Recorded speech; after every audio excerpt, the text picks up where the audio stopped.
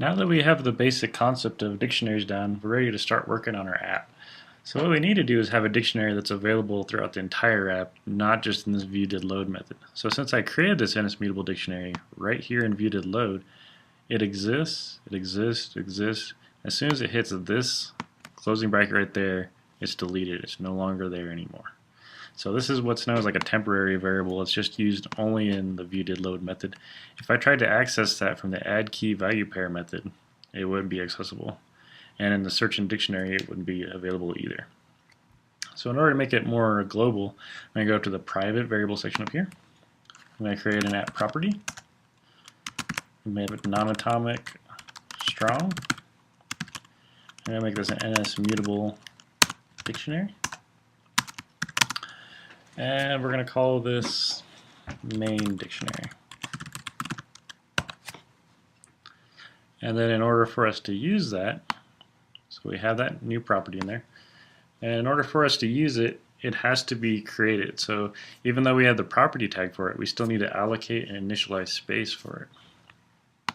And we could allocate it with stuff, but I'm just going to do just a blank copy. So actually, let's try something. So self dot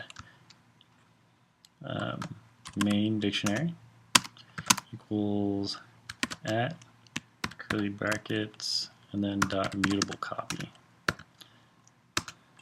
We'll see if that works. It should. And when we run it, we want to actually see what happens if we try calling a key. So we're going to go down to search in dictionary. We're going to go into nslog at quotes %at, and then we're going to do self dot main dictionary square bracket at quotes testing. So this key doesn't exist. Let's see if this works. So I'm going to go ahead and do run.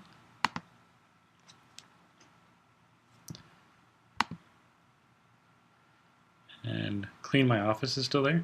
Now you notice that didn't happen yet. I got to go up here and click on search. When I click on search, I get null back. So that's very useful information to know. So if we check for something, like if we search for something in the dictionary, it's going to return null if nothing exists. So if you have a key to a house that doesn't exist, then you're not going to get any house back. So let's go ahead and put that down there. So we're going to say NSString star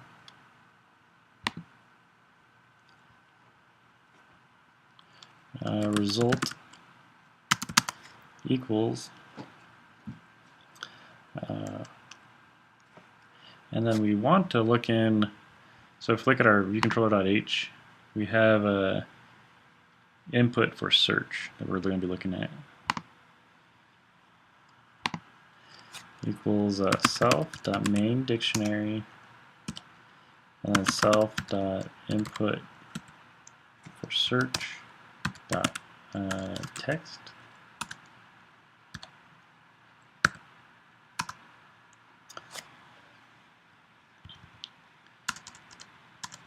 And then what we're going to do is we're going to check is result null or not. So we can just do a simple if result. So if there's anything inside result, so if there's an actual string there, we can nslog at quotes result was found. Else we can nslog at quotes no result was found. So I'm going to go ahead and delete out this previous nslog. So in our search in dictionary, we're going to have an NSString that's basically the key, the value for the key that's passed into us. So we have our dictionary, and we're going to look at that text field, the search text field. So we're going to use that as the key. And if it returns a value, if it returns a value, the result is found. If it doesn't, then we're going to say no result was found. We're going to try this out and run it. So if I can type anything in this key, so hello. And now it says no result was found. Now just to test that, to make sure that it works the other way around, we're going to go up to where we have our main dictionary. We're going to put hello in there. So we're going to do at quotes hello, colon, at quotes testing. So we have a dictionary that has one key of hello and testing. And if it works, instead of saying no result found, I'll say result was found. So we're going to say hello, search, and there we go. We have a result was found. More importantly, we can print out that result. So if I go down here, I can say, instead of, whoops, on the top one, instead of result was found, we can do %at, and then do a result. So whatever's returned as the value, we're going to go ahead and print that out. I'm going to go do a stop and run again.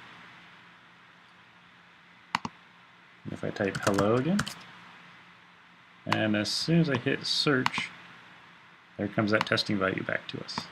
So that's working. So we have the basic first part set up. Now I just need to be able to add more to that dictionary. And we'll do that in the add key value pair.